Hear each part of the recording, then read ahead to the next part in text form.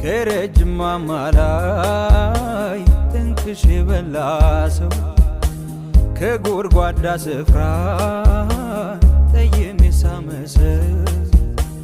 እንኳን ሽማግሌ ዳኛ ማይመልሰው እንኳን ሽማግሌ ዳኛ ማይመልሰው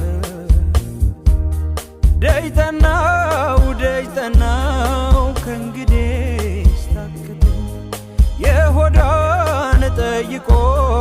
ማን ባሰናበተኝ ደይተናው ከእንግዲህ ስታክተኝ የሆዳን